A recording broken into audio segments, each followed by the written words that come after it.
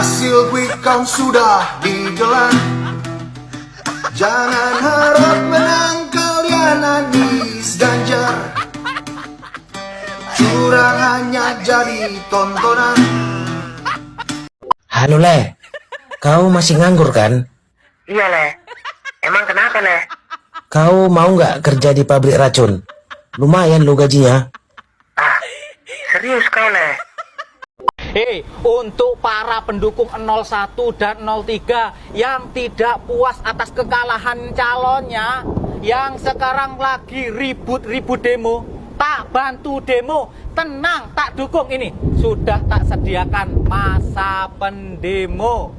Oke, ya, sepertinya ada perbedaan ya, antara pendukung 01 dan 03. Dalam beberapa hari ini, setelah seminggu mungkin sekarang setelah pasca pencoblosan, yang terlihat aktif melakukan aksi perlawanan itu adalah pendukung 01. Sementara pendukung 03 itu lebih kepada elitnya sebenarnya yang masih bersuara untuk tidak menerima hasil pilpres.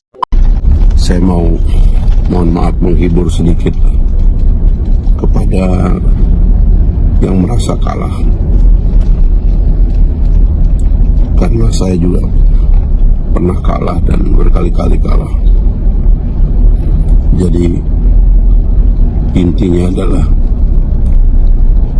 pemilu ini hasilnya cuma dua, yang kalah dan yang menang. Dan karena itu kalau kita tidak menjadi bagian yang menang, ya berarti kita kalah.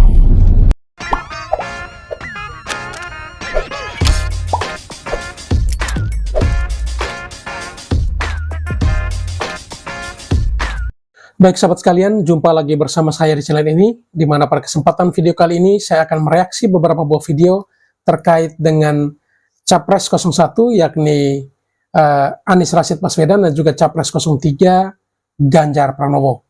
Dalam video ini kita akan menyaksikan sebuah video bagaimana seorang netizen menyanyikan lagu spesial atau lagu khusus untuk Ganjar dan juga Anies. Kemudian di dalam video yang sama ini juga kita akan menyaksikan bagaimana seorang netizen yang menyiapkan tenaga sukarelawan untuk membantu Anies dan Ganjar melakukan demonstrasi baik di depan gedung KPU maupun di depan gedung DPR. Dan juga di dalam video ini kita akan menyaksikan berbagai komentar dari para elit politik dan juga para pengamat terkait situasi Pilpres yang terjadi baru-baru ini, dan juga mereka akan memberikan komentar tentang Anies dan juga Ganjar. Di dalam video yang sama ini juga kita akan menyaksikan beberapa orang netizen yang memberikan komentar miring tentang kedua tokoh ini. Bahkan ada seorang netizen yang memberikan pesan kepada Pak Prabowo agar tidak mengambil dua orang ini atau dua mantan capres ini untuk masuk ke dalam kabinetnya atau untuk membantunya di dalam membangun Indonesia ini. Karena menurut netizen bahwa dua orang ini tidak pantas berada di dalam kubu Prabowo. Dan dari situ ada juga seorang tokoh, seorang lawyer dan juga tokoh dari partai P3 yang sangat legowo dan memberikan apresiasi kepada Pak Prabowo dan juga menghimbau agar segenap rakyat Indonesia ataupun pendukung 01 maupun 03 harus legowo dan menerima kekalahan serta menyongsong atau menyambut presiden yang baru yang siap untuk dilantik, yakni Presiden Prabowo Subianto. Dan tentu ada juga dalam video ini beberapa komentar netizen yang miring tentang Prabowo Subianto sebagai pemanis video-video yang akan direaksi pada kesempatan kali ini. Baik sahabatku sekalian, sebelum kita masuk ke videonya, seperti biasa, kepada para sahabatku sekalian yang mungkin belum sempat memberikan dukungan untuk channel ini, mohon dukungannya dengan menekan tombol subscribe dan membunyikan tanda loncengnya, agar setiap video baru yang kami upload di channel ini, saudara sekalian bisa mendapatkan notifikasinya untuk terus mengikuti kami dari waktu ke waktu. Baik, kita langsung masuk ke video pertama. Ada sebuah lagu yang diciptakan khusus oleh netizen. Ya, lagu ini memang sebenarnya ya musik atau alunan musik ini memang tidak asing lagi, karena ini adalah lagu dari salah seorang musisi terkenal tanah air, yaitu Bang Iwan Fals. Namun liriknya diganti disesuaikan dengan kondisi yang terjadi di tanah air saat ini, dan lagu ini dipersembahkan khusus untuk Anies dan Ganjar, memberikan pesan khusus kepada Anies dan Ganjar terkait dengan hasil Pilpres ini. Baik, kita saksikan video selengkapnya. Hasil quick count sudah digelar. Hasil quick count sudah digelar. Jangan harap menang kalian Anies Ganjar. Anies Ganjar jangan harap menang ya. Curang hanya jadi tontonan bagi mereka yang disuap dengan tambah sangonan. Oh ya, oh ya, oh ya, bongkar. Oh ya, oh ya, oh ya, bongkar. Sabar, sabar, sabar dan dulu. Tanam singkong jadi jagung, apa yang ditunggu? Perbaikan atau perubahan, keduluan tak pantas diberlanjutkan. Oh ya, oh ya, oh ya, bongkar. Keren. Oh ya, oh ya, oh ya, bongkar. Baik sahabat sekalian, itulah sepenggal lagu yang dinyanyikan oleh seorang netizen. Ya paling tidak juga memberikan pesan untuk ketiga capres ya, baik Anies, Prabowo maupun juga Ganjar. Sebenarnya lirik ini sudah diganti dari lagunya Bang Iwan Fals, yaitu Bongkar, tetapi dirubah liriknya disesuaikan dengan situasi politik tanah air. Dan sepertinya tiga jargon dari tiga capres ini pun masuk dalam syair lagu tersebut. Dan bahkan ya ada lagu tadi, tanam jagung, tumbuh singkong. Nah, ini juga mungkin untuk memberikan sindiran kepada paslon 02, lalu perbaikan untuk paslon 03 dan perubahan untuk paslon 01. Jadi ketiga capres ini kebagian ya, kebagian pesan melalui lagu ini. Tetapi syair mungkin dari awal-awal sangat ya penting untuk diresapi oleh kedua tokoh, yaitu Anies dan juga Ganjar, yakni hasil quick count yang tidak diakui. Bahkan mungkin real count pun tidak diakui, dikarenakan ya adanya isu kecurangan yang sementara ini lagi viral tentunya. Baik, kita langsung ke video berikut adalah bagaimana seorang netizen yang cukup kreatif, yaitu beliau mengedit video percakapan antara Ganjar dan juga Anies yang cukup kocak. Mari kita saksikan. Halo Le, kau masih nganggur kan? Iya, Le. Emang kenapa, Le? Kau mau nggak kerja di pabrik racun? Lumayan lu gajinya.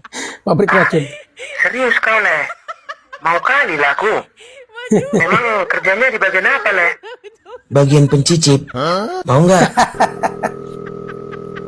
Salahku apa ya? Pendukung sulit menerima kekalahan? Mas Anies dan Mas Ganjar harus dengar ini. Uncle, kenapa sih kubu atau kelompok 01 dan 03 ini sulit sekali menerima kekalahan? Oke. Ya, sepertinya ada perbedaan ya, antara pendukung 01 dan 03.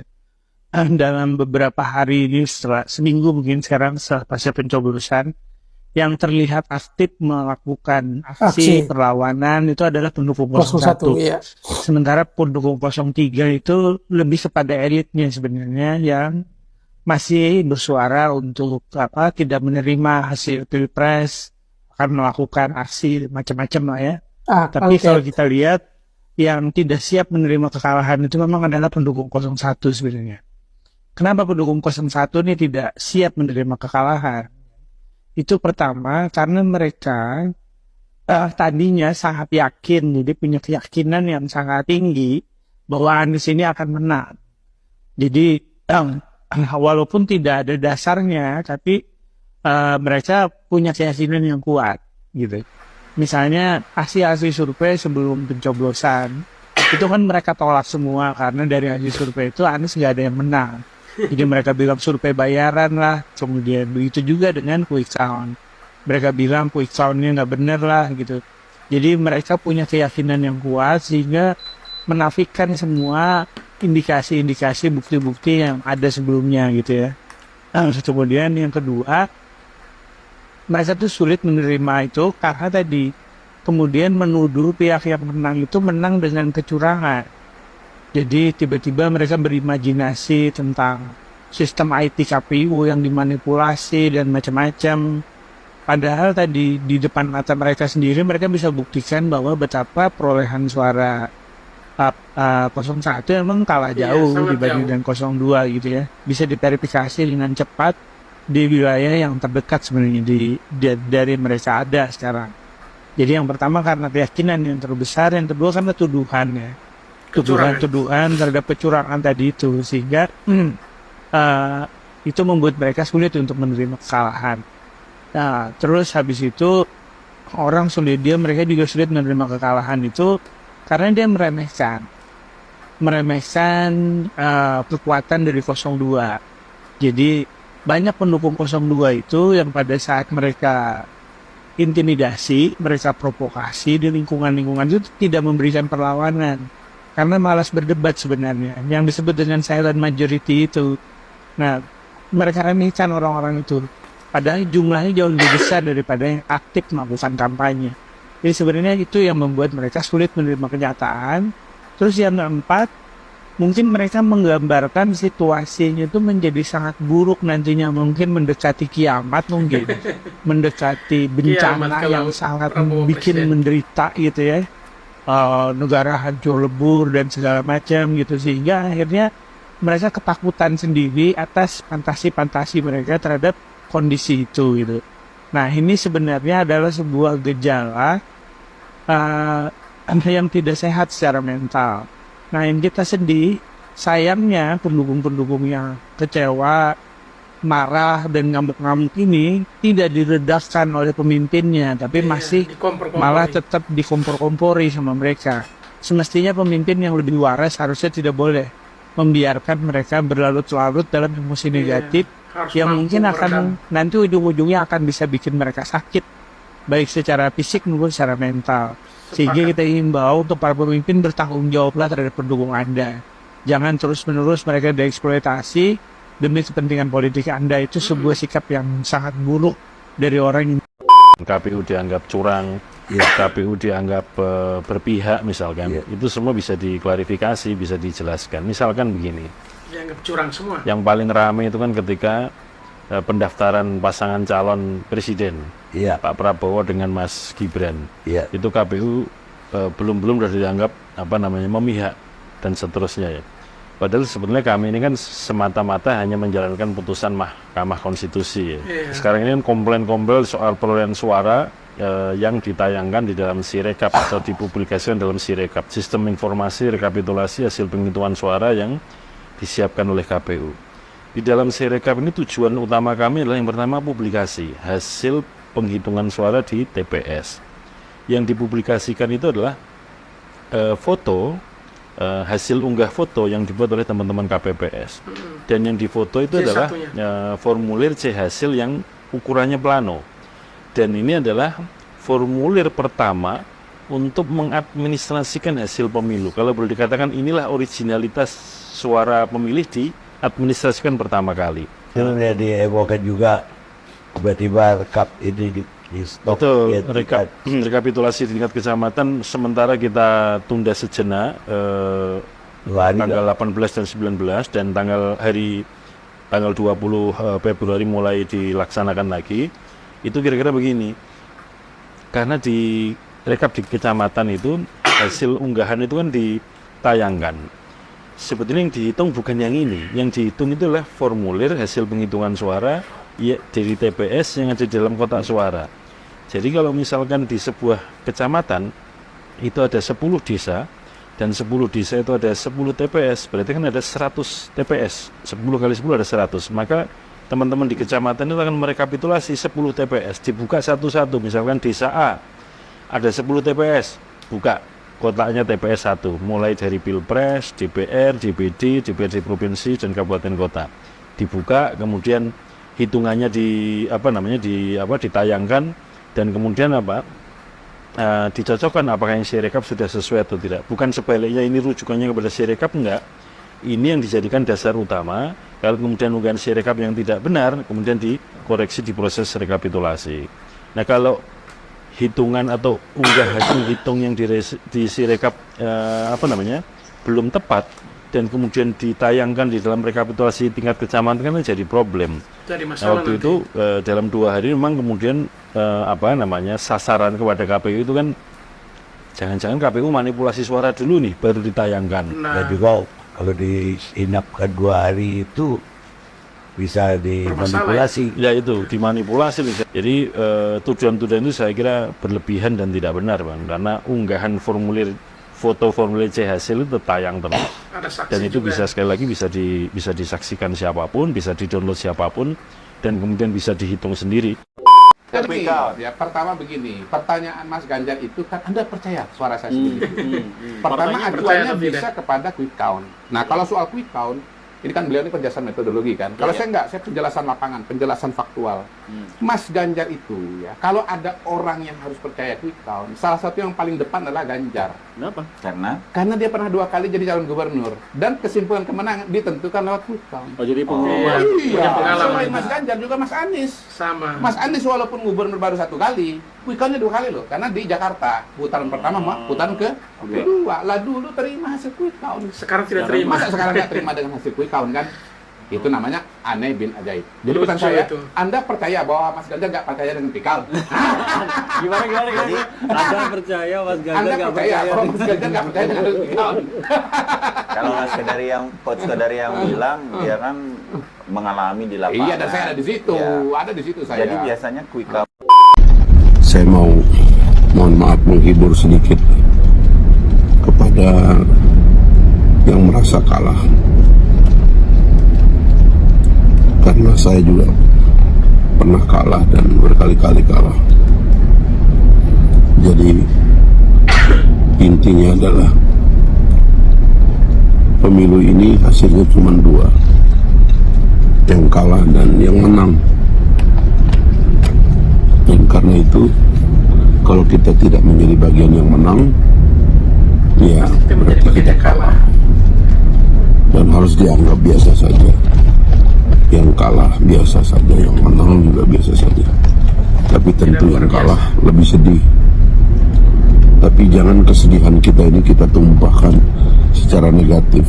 Saya waktu kalah dulu juga mencoba membuat structural analysis, ya, analisa struktural tentang apa yang terjadi, analisa sistemnya. Memang kalau kita bicara ketidaksempurnaan, ya tentu pasti banyak yang tidak sempurna. Bagaimana menyempurnakan sebuah sistem yang TPS-nya hampir 1 juta, kemudian KPPS-nya di hampir 10.000 kecamatan, di 75.000 desa, melibatkan begitu banyak manusia, mulai pada level TPS sampai ke level KPU pusat, dengan berbagai motif dan pikiran yang kemungkinan saja ada orang yang melakukan tindakan kesalahan sengaja atau tidak sengaja. Yang sengaja kita sebut sebagai curang, yang tidak sengaja kita nggak ngerti. Tetapi yang jelas bahwa karena sistemnya ini terlalu luas, maka sulit kita membuat pembuktian terhadap tindakan ini disebut curang atau tidak. Karena sekali lagi itu terlalu luas, permainnya terlalu banyak, terlalu retail permainannya itu. Yang nakal itu ada di TPS, ada di kecamatan, ada di kabupaten, ada di provinsi, ada di pusat, ada di pemain-pemain sampingnya yang kita nggak tahu. Banyak sekali mereka. Tapi maksudnya adalah mari kita berdamai dan mari kita perbaiki aja sistemnya. Tidak ada orang yang menang 100% dan mendapatkan semua hal, dan juga tidak ada orang yang rugi 100% dan tidak mendapatkan semuanya. Coba kita pikir-pikirkan bahwa situasinya memang mengharuskan kita untuk jangan terlalu mikro cara melihatnya, melihat gambar besar dari persoalannya. Saya terus terang karena mengerti banyak yang berulang-ulang dari ketidaksempurnaan ini. Maka tentu kita harus mengarah kepada perbaikan sistem. Saya lebih cenderung di masa akan datang pemilunya dibikin lebih simpel, dapilnya dibikin lebih kecil, pilihannya cuma dua, dibikin sangat elektronik atau sangat manual gitu. Jangan dicampur-campur sebab ini bisa membingungkan. Dan sekali lagi kalau itu sudah terjadi, maka terjadilah segala klaim adanya kecurangan dan sebagainya, terutama di Pilpres itu jauh sekali, karena 01 sama 03 digabung aja suaranya tidak bisa mencapai capaian daripada 02, jadi sangat jauh dan sangat mustahil terjadi pembuktian adanya kecurangan yang bisa membatalkan. Paling yang dilakukan adalah koreksi-koreksi kecil yang saya kira itu tidak akan mengubah lebih dari 200 juta pemilih dan pemilik hak suara. Jadi mari kita memasuki fase-fase penghitungan suara ini dengan tenang. Mudah-mudahan saja bagi masing-masing ada kebahagiaan kecil yang bisa kita dapatkan dalam situasi seperti ini. Tetap bahagia, tetap waspada. Assalamualaikum warahmatullahi wabarakatuh. Menurut saya, kemenangan Pak Prabowo itu disebabkan faktor utamanya adalah positioning yang tepat, yaitu menjual platform keberlanjutan dari Pak Jokowi. Dari Pak Jokowi. Iya. Karena 80% ini kolam besar, besar. 80%. Nah, Pak Prabowo sendiri tidak modal dengkul, dia punya basis lama. Betul. Kan? 44%, sebagian udah pindah ke Anies. Tetapi dia masih mempertahankan 50-55% basis lamanya. Plus pendukung Pak Jokowi. Oke. Ganjar itu tiba-tiba melakukan serangan frontal kepada Pak Prabowo dan Pak Jokowi setelah Gibran jadi cawapresnya Pak Prabowo, dan itu mempercepat proses migrasi dari basis Ganjar ke Pak Prabowo. Karena Mas Ganjar itu di atas segalanya dia nggak punya branding sendiri, dia co-branding, co-branding dari Pak Jokowi. Nah, ketika misalnya dia melakukan serangan frontal dan ada Pak Prabowo bersama Gibran di sana, itu mempercepat proses hijrah elektoral tadi kan. Nah, Ganjar karena strateginya attacking ke Pak Jokowi, dia pindah dari kolam besar 80% yang puas ke kolam kecil. Sayangnya kolam kecil udah ada yang punya, namanya Anies Baswedan. Nah, jadi Pak Prabowo dapat berkah dia. Dia mendominasi, memonopoli 80% masyarakat yang puas. Dan ini yang menjelaskan kenapa dia menang telak. Halo Pak Prabowo, halo Yulianti orang Medan. Bapak, pesan saya cuma satu ya Pak. Nanti kalau Bapak pelantikan sudah sah menjadi Presiden Republik Indonesia yang ke-8, tolong yang namanya Bapak Ganjar dan Bapak Anies Baswedan jangan dimasuki di kabinet. Apapun itu permohonan dari saya, pendukung 02. Karena apa? Bapak Prabowo Subianto 02 yang sudah berjuang untuk Anda. Kami yang membela Anda mati-matian. Kami yang mengangkat Anda dari bawah. Kami tidak membiarkan Anda terjatuh. Saat Anda disakiti, kami yang menangis. Saat mereka mengolok-olok Anda, kami yang marah. Jadi kami harap tolong hargai permohonan kami dan permintaan kami dari pendukung 02, dari yang mendukung Anda.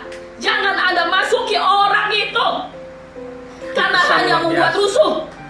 Jika memang Anda mau memasuki orang itu di dalam kabinet, kami pastikan kami tidak akan memilih Anda ke periode kedua. Karena Anda tidak bisa menghargai suatu perjuangan kami. Tolong dengan hormat, jangan Bapak Prabowo masukkan 2 orang itu ke dalam kabinet, apapun alasannya dan walaupun dia sudah meminta maaf. Karena yang patut dia minta maaf bukan dengan Bapak, Tapi dengan kami, pendukung 02, Silakan. kalau memang dua orang itu mau meminta maaflah dengan kami. Karena itu menurut saya dengan Bapak. skornya justru di Karena bawah 5 walaupun Mas Bapak Ganjar. yang dilukai, Kalau 5 itu kami ketinggian yang Mas sakit. Ganjar. Terima kasih. Salam hormat dari saya, Yulianti orang Medan. Bravo, toleransi antar umat beragama. Assalamualaikum warahmatullahi wabarakatuh. Kemarin beberapa hari yang lalu gue bilang pemilu 2024 siapapun pemenangnya adalah kemenangan bangsa ini, kemenangan seluruh rakyat Indonesia. Kenapa? Kita mulai dari paslon 01 ya. Di paslon 01 ini, diingat nggak lagi 2019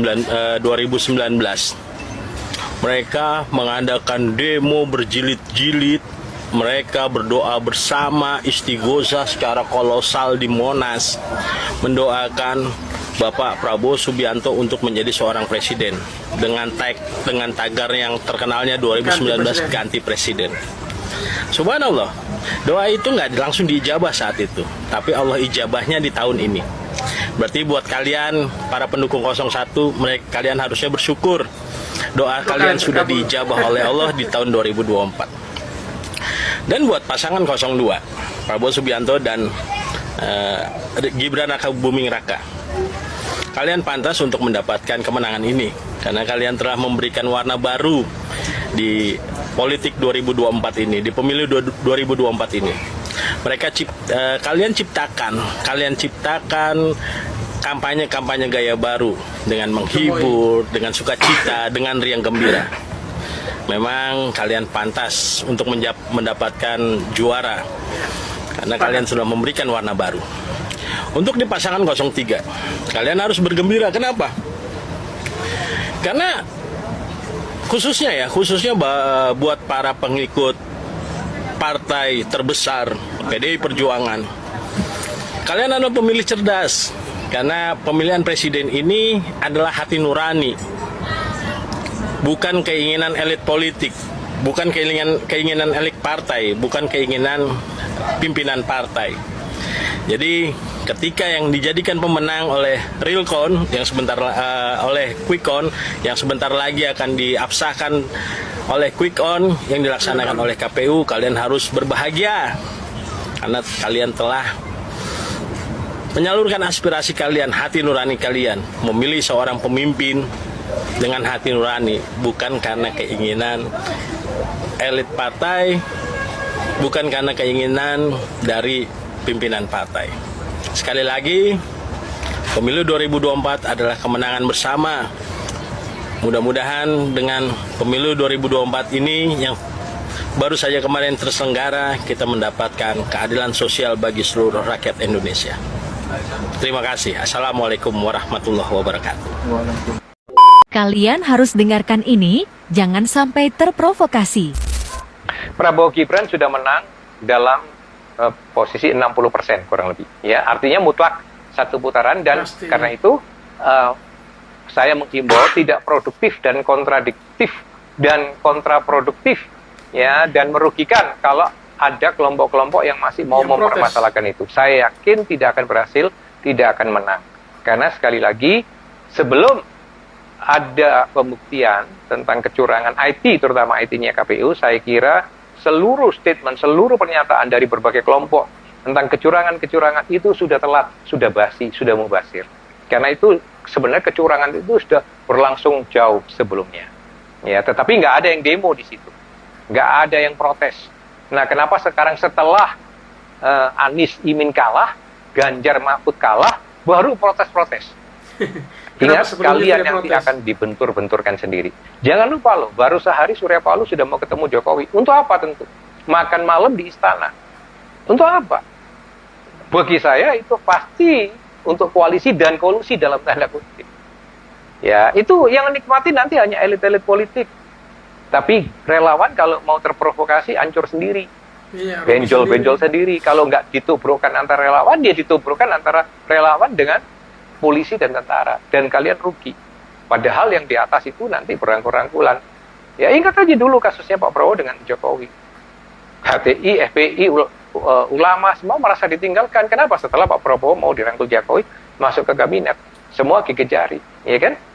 Nah itu biarkan Jadi biar saja sekarang sudah Pak Prabowo dan Gibran menikmati. Toh nanti program-programnya itu semua pasti juga untuk dinikmati.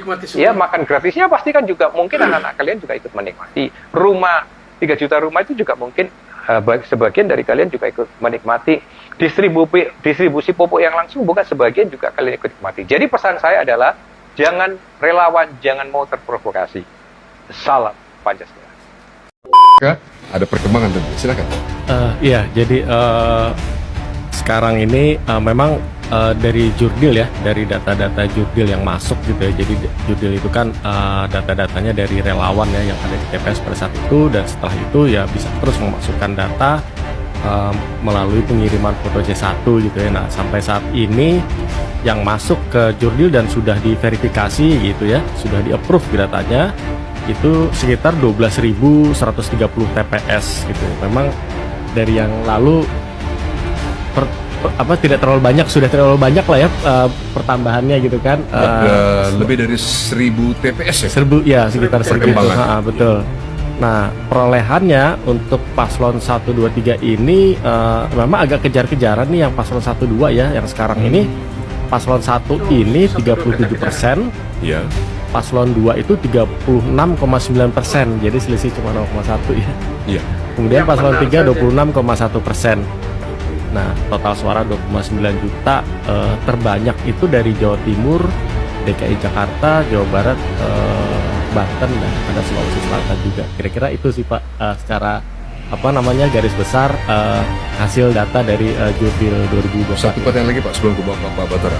Itu dari tadi Bapak sebutkan dari Provinsi Jawa Timur, kemudian ada DKI Jakarta, ya Pak ya. Ada apa lagi tadi Pak? Jawa Barat. Ya itu persebarannya tentu saja sudah ini Pak ya, sudah representatif terhadap demografis atau terhadap ini peta ini kira-kira jumlah TPS di masing-masing provinsi. Nah, sebenarnya masih belum sih Pak ini. Jadi kalau kita lihat kan seharusnya populasi terbesar itu di Jawa Barat ya, Pak Batara ya. Di Jawa Barat. Nah, tapi di data kami yang terbanyak masih Jawa Timur. Kan?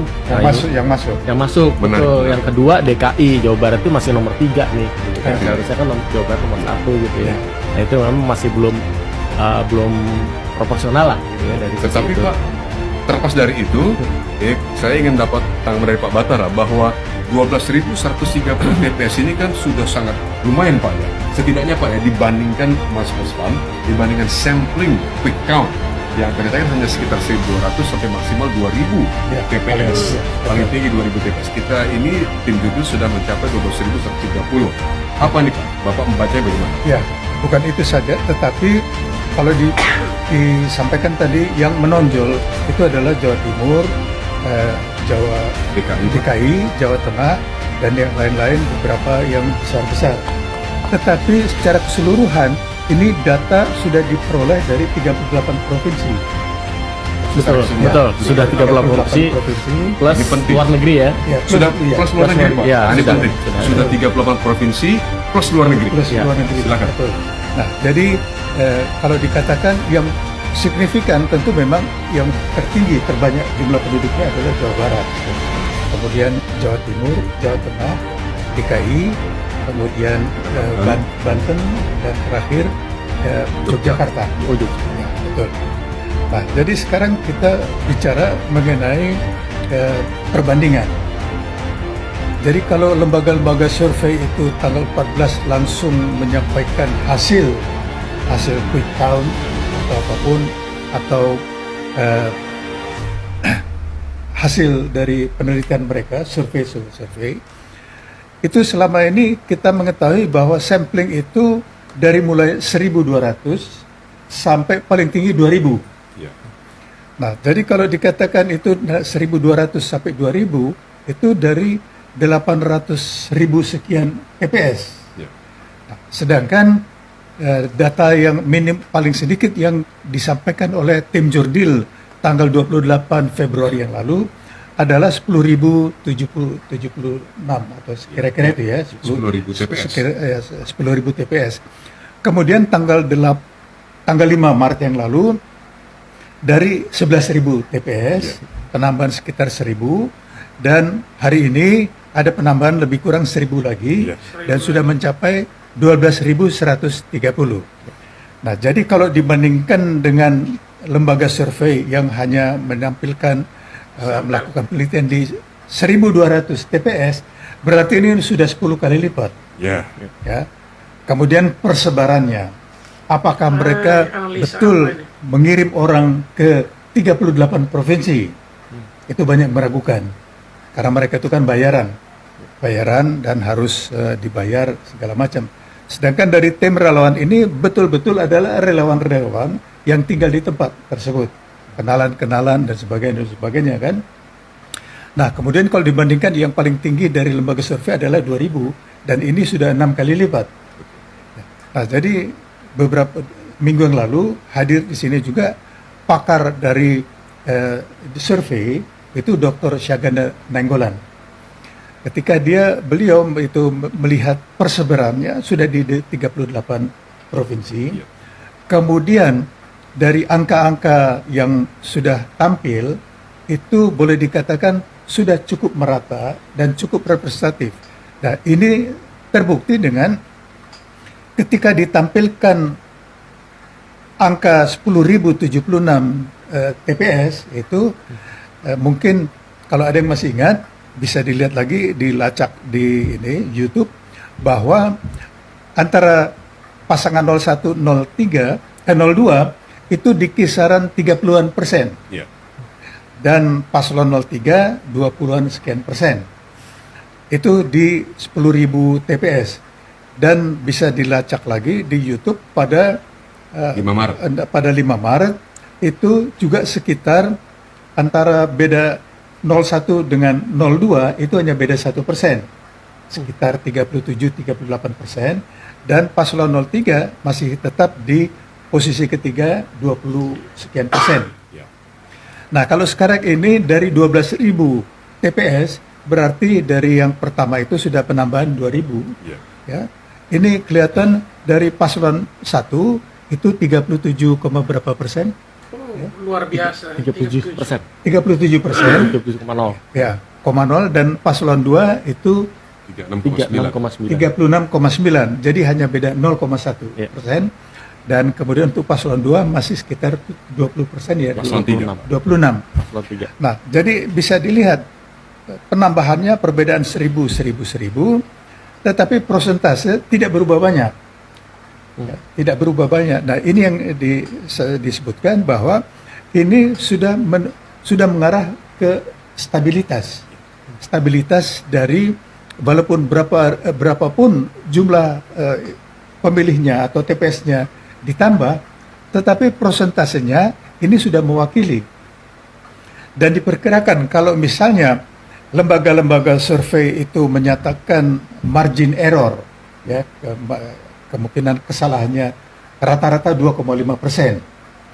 Nah, jadi kalau misalnya kita sampaikan, oke, kita bilang margin errornya katakanlah 5%. 5% pun, ya, bahkan 10% pun tidak ada yang mencapai 50%. Ya. Nah, jadi kalau saya mengikuti dari pakar yang menyampaikan ini, Dr. Syaganda Nainggolan, ya, mungkin kita masih akan bergerak pada ukuran mungkin 2-3 paling tinggi, mungkin paling tinggi 5%. Karena kalau itu penambahan melihat angka-angka di sini perbedaan sudah 2.000, tetapi persentase masih tetap di kisaran itu, kisaran 0,1%. Mungkin ya luar biasa kan kalau sudah sampai lonjakan yang satu turun 5%, yang lain naik 5%, juga belum mencapai 50%. Ya. Nah, jadi mungkin kalau melihat angka-angka ini, mengikuti perkembangan dari ini semua, saya mungkin yang termasuk optimis mengatakan ini menuju 2 putaran. Kalau 2 putaran, yakin sekali. Syarat utama, jurdil. Ya. Nah, sekarang kita kembali yang kita pernah diskusikan dengan ketua alumni ITB, ya, di mana disampaikan bahwa yang dipermasalahkan yaitu sirekap produk dari ITB. Kita masih ingat beberapa hari yang lalu Ketua KPU Hashim Asyari menyampaikan permintaan maaf karena ternyata di lebih dari 150.000 TPS itu ada salah input. Apakah ini pengakuan langsung Pak ya, pengakuan langsung ketua dari KPU. Ketua KPU meminta maaf. Bukan kata Pak Batara ya, bukan. Bisa dicek jadi, lagi. Bukan kata si A atau si B yang lain, tapi ketua KPU loh. Bisa dicek di Google atau di YouTube, ada itu semua kan. Prabowo Subianto heran sama Anies Baswedan dan Ganjar karena menuduh Prabowo curang tapi tidak ada bukti. Prabowo mengatakan jika ada bukti saya melakukan kecurangan, silahkan lapor saja ke KPU. Gibran juga mempersilahkan Anies untuk melapor. Anies Baswedan mengatakan pihak Prabowo curang tapi Anies Baswedan sendiri tidak menyadari bahwa tim Anies juga banyak melakukan kecurangan. Ganjar sekarang mulai ketar-ketir karena suaranya paling sedikit di antara ketiga capres. Ganjar juga masih belum percaya suaranya kenapa sedikit. Kali ini Megawati dan Surya Paloh pusing kepala memikirkan calon presiden yang diusungnya tapi kalah melawan Prabowo sang macan Asia. Jokowi tersenyum bebas karena hari ini ada 3 berita terbaru dan terupdate tentang Prabowo dan Gibran Raka Buming Raka. Jangan lupa like dan subscribe channel ini. Silahkan simak baik-baik, inilah berita yang pertama. Kubu Prabowo berupaya perkuat koalisi, lobi lewat lapis kedua partai. Kubu calon presiden wakil presiden, Prabowo Subianto Gibran Raka Buming Raka, yang menurut hasil hitung cepat sejumlah lembaga mendapat suara terbanyak di pemilihan presiden 2024, terus berupaya memperkuat koalisi partai politik pendukung pemerintahannya ke depan. Upaya itu tak langsung dilakukan dengan mendekati para ketua umum partai politik dari kubu lawan di pemilihan presiden 2024, namun, melalui orang-orang di lapis kedua partai tersebut. Ketua Dewan Pakar Partai PAN Drajat Wibowo mengakui ada upaya melobi dari pihak Prabowo Gibran ke partai-partai politik pengusung calon presiden wakil presiden Anies Baswedan Muhaimin Iskandar ataupun Ganjar Pranowo Mahfud agar masuk dalam barisan koalisi parpol pendukung pemerintahan Prabowo Gibran. Namun, Drajat melanjutkan, upaya lobi baru ke lapisan kedua dari parpol kubu lawan, seperti di level sekjen, wakil ketua umum, hingga ketua bidang. Mayoritas pertemuan pun berlangsung secara tertutup dan masih sebatas pendekatan awal. Setelah pengumuman resmi hasil pemilu, biasanya ketua umum atau elit parpol bertemu secara formal. Sekarang ini, lapis kedua itu ngobrol-ngobrol, ngopi-ngopi begitu. Baru tahapan itu, kata Drajat. Anggota Dewan Pakar Tim Kampanye Nasional Prabowo Gibran itu enggan menyebutkan parpol yang didekati. Ia hanya menyebutkan, target lobi adalah partai yang sudah lama bersama-sama di pemerintahan Joko Widodo. Partai dimaksud berarti Partai PDIP, Partai P3, Partai Nasdem, dan Partai PKB. Di Pilpres 2024, PDIP dan PPP mengusung Ganjar Mahfud, sedangkan Nasdem dan PKB mengusung Anies Muhaimin. Adapun parpol pengusung Prabowo Gibran diantaranya Partai Gerindra, Golkar, Partai PAN, dan Partai Demokrat. Menurut Drajat, lobi di antara pejabat di lapisan kedua partai itu dimaksudkan untuk membuka jalan sebelum pertemuan di tingkat ketua umum. Dengan demikian, pertemuan antar ketua umum bisa segera mengambil kesepakatan. Wakil Ketua Umum Golkar Firman Subagio menambahkan, upaya mendekati ketua-ketua umum partai juga diupayakan Presiden Joko Widodo sebagai upaya mewujudkan rekonsiliasi pasca pemilu. Ini terlihat dari pertemuan Ketua Umum Nasdem Surya Paloh. Tentunya, tujuannya untuk itu, mewujudkan proses demokrasi yang fair, dan kemudian juga, ayo pemilu sudah selesai, kita harus bersatu untuk membangun Indonesia yang lebih baik, sebab, tantangan Indonesia di depan kian lama kian berat, ujar Firman.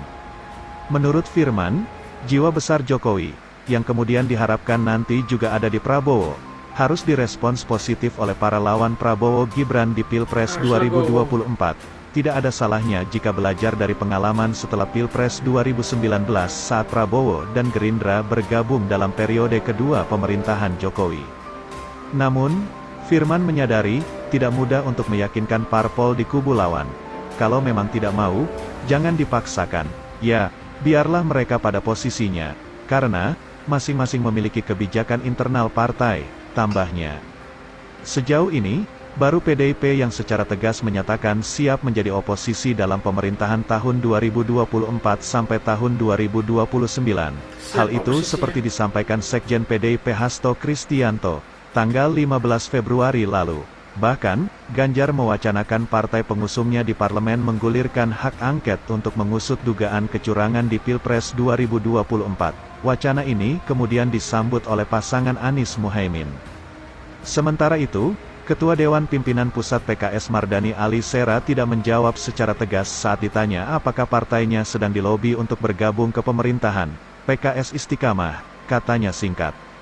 Direktur Eksekutif Parameter Politik Indonesia Adi Prayitno melihat, sejauh ini hanya PDIP yang siap menjadi oposisi. Di luar PDIP, belum ada pernyataan sikap tegas jadi oposisi. Nasdem malah bertemu Jokowi, ujarnya. Menurut Adi, negara ini masih membutuhkan peran parpol untuk menjadi oposisi yang kuat di tengah gemuknya koalisi pemerintahan saat ini ataupun kemungkinan ke depan. Oposisi itu penting. Dia bagian menjaga keseimbangan politik, mestinya parpol yang kalah dalam Pilpres 2024 ada di luar, dan tak usah jadi bagian koalisi, ujarnya. Peneliti Pusat Riset Politik Badan Riset dan Inovasi Nasional, Wasisto Raharjo Jati, pun menduga ada upaya untuk mengajak semua parpol bergabung ke koalisi pemerintahan baru demi menghindari resistensi penolakan usulan pemerintah terutama di DPR. Namun, ia mengingatkan pentingnya peran oposisi. Seberapa pentingnya oposisi terletak pada upaya kontrol dan pengawasan agar pemerintah tetap di koridor konstitusional dalam menjalankan pemerintahan, tambahnya. Itulah berita yang pertama, sekarang Mimin akan bacakan berita yang kedua. Prabowo Gibran libatkan Jokowi susun kabinet bayangan sektor ekonomi. Kubu nomor urut 2 Prabowo Subianto Gibran Raka Buming Raka sudah mulai merancang postur kabinet pada bidang ekonomi dengan melibatkan Presiden Jokowi, meskipun hasil penghitungan suara belum selesai. Mereka yang berwenang menyusun kabinet itu adalah Pak Jokowi, karena beliau transisi. Dia juga kasarnya sekarang adalah pemimpin koalisi, kemudian tentu Capres dan Cawapres Pak Prabowo dan Mas Gibran, lalu kemudian para ketua umum partai, kata anggota Dewan Pakar Tim Kampanye Nasional Prabowo Gibran, Drajat Wibowo. Menurut Drajat, alasan mengapa mereka sudah mulai merancang anggota kabinet sektor perekonomian karena situasi pada masa mendatang diprediksi akan mengalami masa yang cukup menantang di dalam dan luar negeri. Dalam merancang anggota kabinet sektor perekonomian itu, kata Drajat, mereka bakal mengutamakan prinsip merit.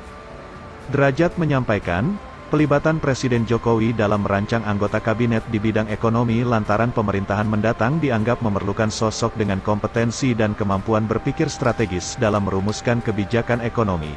Selain itu, proses merancang anggota kabinet sektor perekonomian akan mengutamakan aspek kompetensi, kapabilitas, kapasitas, integritas, sampai prestasi dan rekam jejak.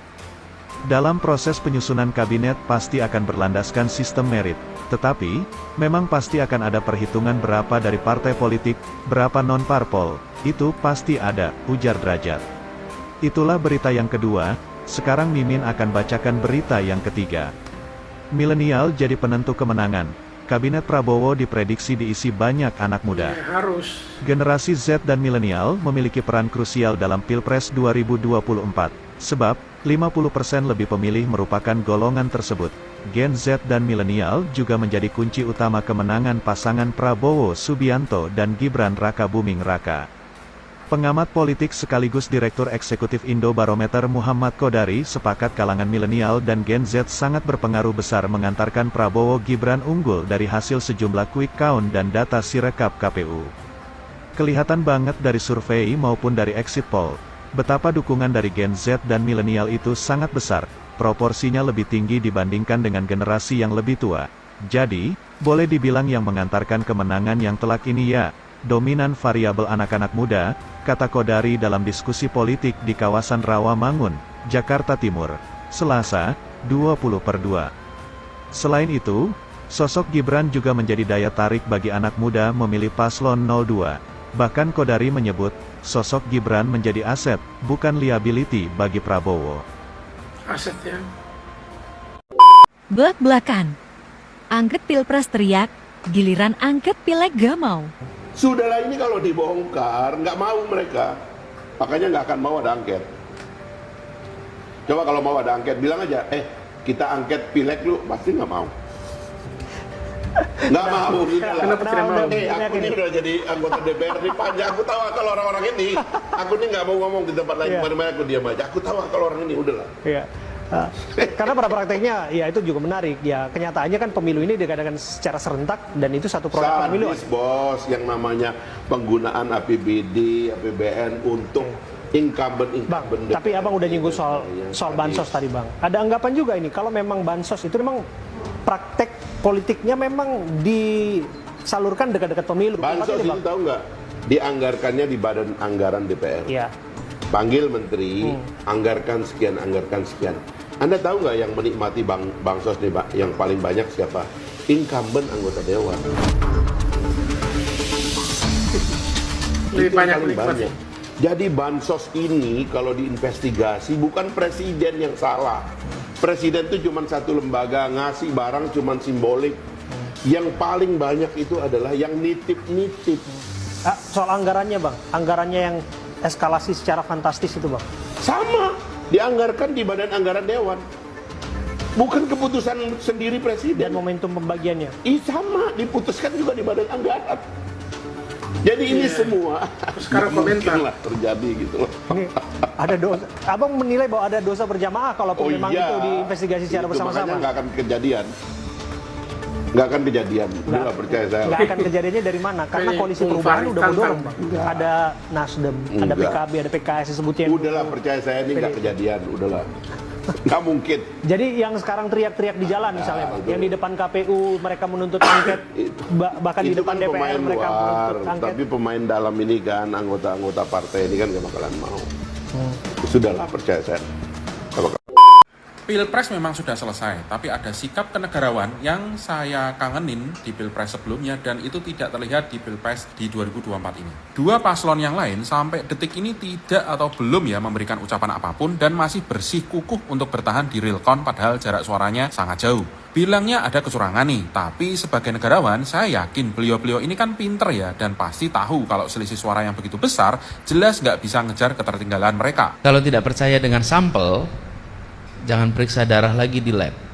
Nah, omong sendiri, bantah sendiri. Karena laboratorium itu kalau periksa hanya satu tetes darah. Pasti ada yang menuding KPU itu curang. Pasti ya. Ini sudah berapa kali pemilu, kasusnya ratusan. Faktanya, kecurangan terjadi di tiga-tiganya dan laporan dari KPU yang terblow up media juga banyak dan menjadi fakta lapangan. Ini jadi benar sekali ya ketika ada orang yang bilang masalah kamu itu bukan berarti masalah seluruh orang Indonesia. Benar. Jadi gimana menurut Anda? Udah jangan pada sibuk ya. Hak angket. Kalau memang Pak Prabowo udah menang, udahlah tinggal dilantik jadi presiden. Ngapain sih pada ribut-ribut? Dulu juga waktu dicurangin 2 kali Pak Prabowo diem. Nggak nuntut-nuntut kok. Orangnya jiwa patriot.